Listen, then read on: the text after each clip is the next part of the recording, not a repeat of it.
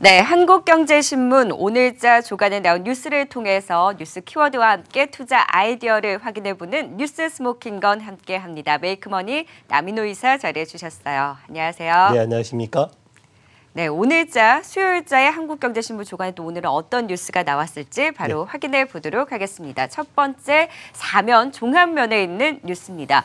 최근에 중국의 철강 업체들의 성장이 만만치가 않습니다. 네, 그렇습니다. 세계 이 10위 상위 철강 업체 안에 지금 중국 업체가 무려 5곳이나 편입이 됐다고 합니다. 부실을 털고 계속해서 덩치를 키워나가고 있는 중국 철강 업체에 있어서 이러한 모멘텀이 더 부각이 되고 있는데요. 그렇다면 중국이 이제 구조조정을 거쳐서 아무래도 실적이라든지 이런 부분들 또 몸집을 키우고 있는 부분들이 있는데 우리 포스코라든지 국내 철강 업체에 대한 경쟁력 또 약해지는 것 아니냐라는 그렇습니다. 우려가 있습니다. 세계 철강 업계 주도권을 장악해가고 있는 중국 업체에 대한 최근에 이런 굴기 어떻게 봐야 될까요?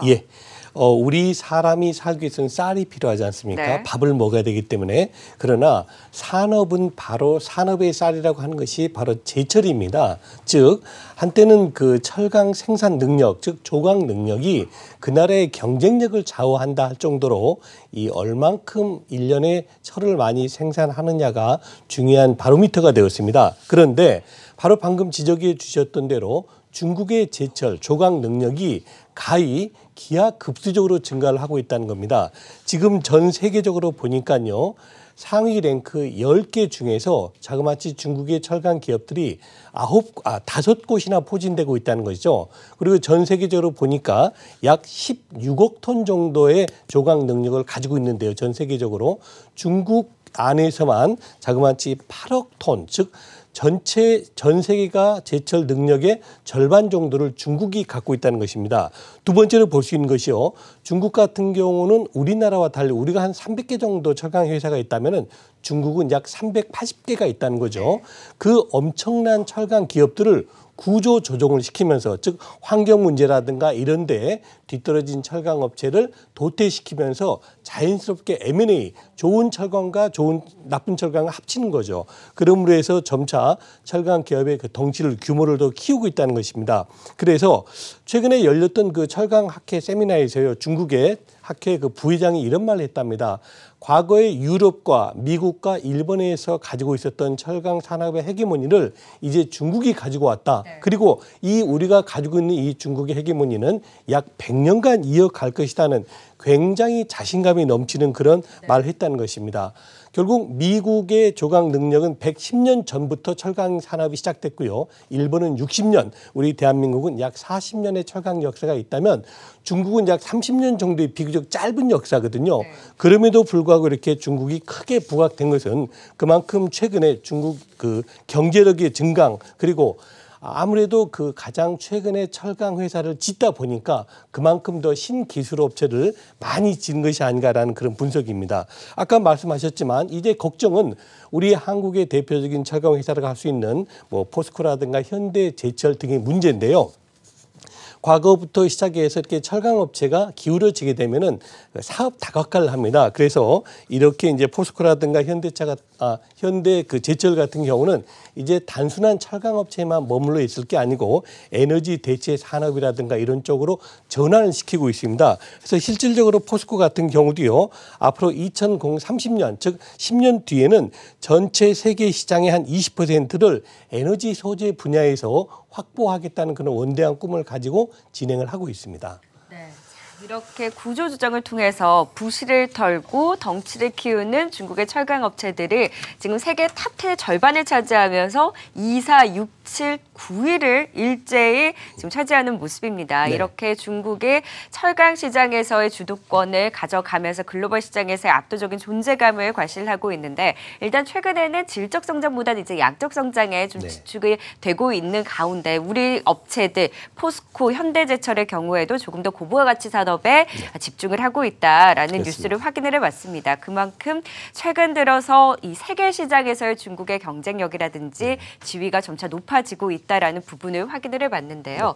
자, 다음 뉴스도 만나보도록 하겠습니다. 중국의 이런 뭔가의 움직임이 굉장히 계속해서 넓혀지고 있는 가운데 예. 다음 뉴스도 확인을 해보도록 하죠. 네. 11면에 나와 있는 뉴스입니다. 두 번째 뉴스는 이제 중국에 이어서 G2A 미국의 뉴스를 확인을 해보도록 하겠습니다. 예. 올해 경제 성장률이 3.15% 성장을 할 것이다. 지금 뭐 골드만삭스도 그렇고 모건 스탠리도 그렇고 계속해서 눈높이를 높여가고 있는 상황입니다.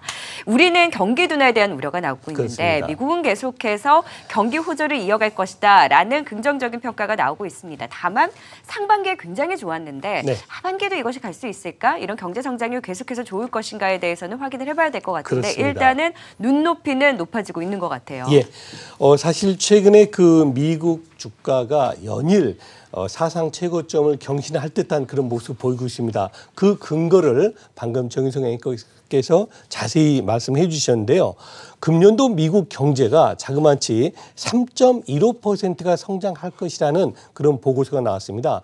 정말 미국 경제 전체 규모보다 약 한 5, 6분의 1 정도 수준인 우리 대한민국도 3%를 넘어가기 힘든 지경인데 그 큰 경제 규모를 3.15% 말 그대로 초호황 상태가 지속이 된다는 것입니다. 자, 이번에는 또 이제 골드만삭스도 그런 좋은 의견을 냈는데요. 이렇게 미국 경제가 상승세를 보이자 바로 미국의 그 펀드 수익률도 좋아지고 이런 그 요인들을 분석해 본 자료가 나와서 말씀드리겠습니다. 가장 이렇게 미국 경제가 좋아진 이유 중 하나는 트럼프 대통령의 재정 지출이 제일 효과가 크게 나타난다고 보고 있고요. 두 번째로는 바로 그 아까 말씀드렸던 GDP 성장률에 이어서 중국과의 통상 전쟁인데요. 네. 통상 전쟁이 짧게는 아주 단기적으로 미국 경제에 긍정적인 영향을 주고 있다는 것입니다. 사실 우리 한국이나 중국 같은 경우는 미국의 고관세 부과로 인해서 상당히 힘든 여건을 맞고 있는데 상대적으로 경제란 것은 상대적인 개념 아니겠습니까?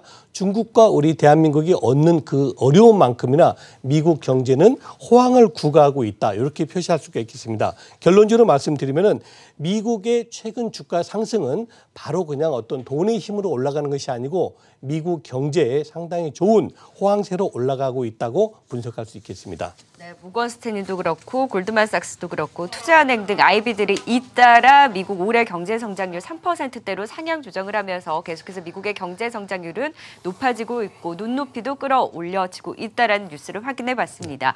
미국의 경우에는 이렇게 경기 호황에 대한 전망들이 나오고 있는데 우리 같은 경우에 계속 경기 둔화에 대한 우려가 나오고 있어서 사실 앞서 살펴봤던 이제 지난 시간 살펴봤던 뉴스들이 우리는 좀 주춤하지만 미국의 경우에는 계속해서 호황을 이어가고 있어서 우리는 좀 주춤할 수 있는 반면에 이런 하락도 하지만 미국 증시의 흐름과 연동이 돼서 그 하락이 좀 제한적일 수 있다라는 그래도 긍정적인 뉴스들을 확인을 해봤었잖아요. 네. 계속해서 좋은 흐름을 보이고 있는 뉴욕 증시 그리고 미국 경기를 봤을 때 과연 우리도 함께 좀 따라갈 수 있을지에 대해서는 확인을 해봐야 될 것 같습니다. 네. 온도차를 보이고 있는데 경기까지도 좀 이런 흐름이 나오고 있다라는 부분은 다소 아쉬운 것 같습니다. 그렇습니다. 근데 이제 여기에 따르는 뉴스가 또 나온 부분이 있어요. 예. 20면에 나와 있는 뉴스인데 상반기 내내 질주했던 미국 펀드가 최근 좀 숨고르게 들어가나 하는 뉴스가 나왔습니다. 장단기 금리차가 축소가 되면서 지금 올해 경제 성장률 눈높이는 높아지고 있기는 한데 이것이 장단기 금리차 축소 여부를 확인을 해봤을 때 정점을 찍고도 둔화할 수 있는 것 아니냐 하는 좀 비관론 그리고 이런 보수적인 시각 또한 나오고 있습니다. 그렇다면 잘 갔던 미국 펀드 경우에도 좀 숨고르게 들어가는 것인지 이 뉴스에 대해서는 어떻게 봐야 될까요? 예, 그렇습니다. 방금 전에 말씀드렸던 미국 경제가 3%가 넘는 초호황 국면을 구사하니까 자연스럽게 미국의 주식시장도 좋아질 것이고 또 자연스럽게 미국에 투자하고 있는 미국 주식에 투자하는 펀드 수익률도 높아진 것이 사실입니다. 한번 수치로 살펴보겠습니다. 금년도 들어서 미국의 주식형 펀드 수익률이 자그마치 7.4%가 올랐습니다. 일본 같은 경우가 마이너스 1% 정도 나고 있고요. 우리 국내 주식시장이 7% 정도 하락. 그리고 그제 소개드렸던 중국이 연초 대비 17% 하락했거든요. 근데 미국의 펀드 같은 경우는 7.4%가 올랐다니까 그 상대적으로 얻어지는 수익감은 엄청나게 크다고 볼 수 있겠습니다.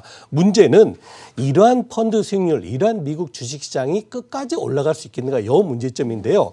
방금 이제 정의성 앵커께서 지적해 주셨던 대로 홀로 독야청청 갈 수는 없다. 첫 번째 이유는 미국이 주가가 오르다 보니까요. 미국의 기업 수익 가치 대비해서 주가 수준이 퍼가 17배가 된 겁니다. 물론 과거에도 한 14배, 15배 있었습니다만은 17배까지 올라가니까 단기적으로 미국 기업들이 벌어들이는 수익보다는 주가 수준이 너무 높은 것 아니냐는 부담감이 일어나고 있고요. 두 번째가 11월 둘째 주 화요일이죠. 11월 둘째 주에 있는 그 미국의 중간 선거에서 네. 과연 지금 트럼프의 경제 정책이 그 보호 무역 정책이죠. 과연 미국 국민들에게 어떠한 평가를 받을 것인가 하는 그 문제점이 남아 있고요. 마지막 세 번째로가 미국이 상대적으로 우위를 갖고 있는 이 요즘 통상 정책에서 피해를 보고 있는 상대적 압박을 받고 있는 중국, 한국 이런 쪽에서 경기가 침체되어 있는데 미국 경제만 계속 좋아질 수는 없는 것 아니겠습니까? 네. 상대방이 거래하는 쪽에서도 돈을 벌어야지 어느 만큼 그 밸런스를 맞출 수 있기 때문에 네. 그래서 이런 세 가지 부분 미국의 기업 주가가 너무 많이 올랐다. 두 번째는 미국의 중간 선거에 대한 부담감이 서서히 나오고 있다. 마지막 세 번째는 하반기에서 미국 혼자만 올라가기는 다소 부담이 있다라는 부분을 기사가 나타내고 있습니다. 올해 경제 성장률 3%대로 이제 눈높이가 높아지고 있다라는 네. 뉴스를 앞서 살펴봤었는데 네. 홀로 이렇게 호황을 미국이 이어갈 수는 없을 것이다라는 그렇죠. 뉴스도 나오고 있고 예. 역시 이런 경기 호조와 맞물려서 기업들의 실적도 좋게 나왔고 그러면서 네. 주가도 잘 갔는데 이러한 밸류에이션 부담도 지금 나오고 있다라는 거죠. 그렇습니다. 그리고 앞으로 있을 중간 선거 등에 대한 변동성도 있는 만큼 상반기 내내 좋긴 했지만 하반기엔 다시 좀 둔화에 대한 우려도 나오고 있다. 네. 이런 부분에 있어서 미국 펀드도 숨고르게 들어갈 수 있다라는 시각이 나오고 있다. 이 네, 뉴스까지 그렇습니다. 확인을 해봤습니다. 그러니까 네. 시장이 여전히 방향성이 없다라고 또 결론을 내볼 수 있을 되겠죠. 것 같습니다. 네, 전반적인 뉴스와 함께 키워드 그리고 투자 아이디어까지 살펴봤습니다. 뉴스 스모킹건 남인호 이사였습니다. 도움 말씀 고맙습니다. 네, 감사합니다.